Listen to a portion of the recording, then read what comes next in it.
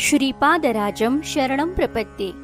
सद्गुरुनाथ परमपिता परमात्मा श्री गोपाल बाबा महाराज की जय। श्रीपाद श्रीवल्लभ चरितामृत लेखमाला, लेखक क्रमांक 65। सत्य मर्म सांगणारा संपूर्ण चरितामृत ग्रंथ। तुम्ही स्वधर्म पालन करीत माझ्या स्मरणात राहिल्यास तुमचे रक्षण मी करतो। मी प्रेमस्वरूपी आहे, मला फक्त प्रेमाने जाणू शकता। श्रीपाद श्रीवल्लभ संपूर्ण चरितामृत अध्याय 4। जर्मन देशातून जॉन कुरोपूरला श्रीपाद श्रीवल्लभ दर्शनासाठी आला।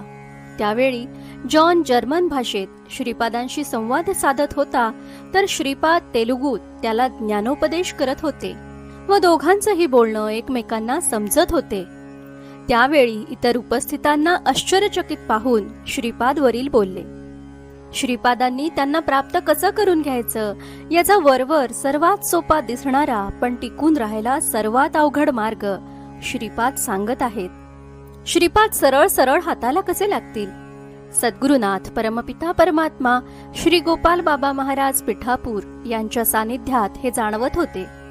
बाबा आपल्यापासून फार तर 2 पावलं अंतरावर हजर आहेत, पण आपल्याला प्राप्त आहेत का व आपल्याला त्यांनी स्वीकारले आहे का?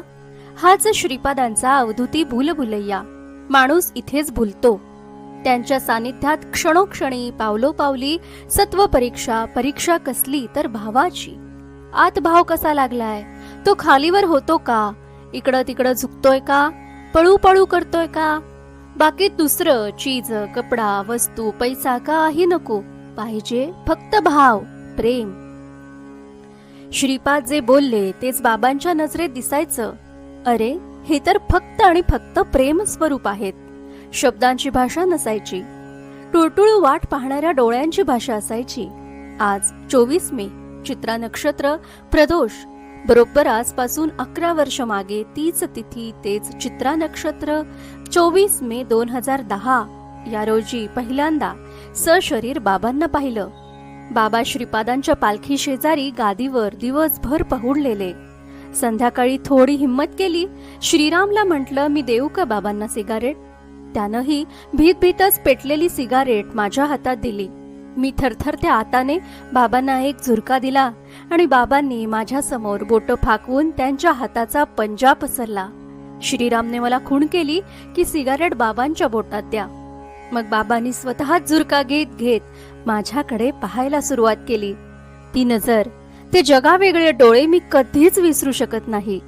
ते जे होतं ते मानवी नव्हतं, खूप खोल खोल ठाव घेणारं होतं। श्रीपाद जे म्हणाले तीच भाषा इथे होती। दुसरी कुठलीही देवाणघेवाण व्यवहार नव्हता। स्वधर्म पालन म्हणजे स्वकर्म आणि कर्तव्य पालन।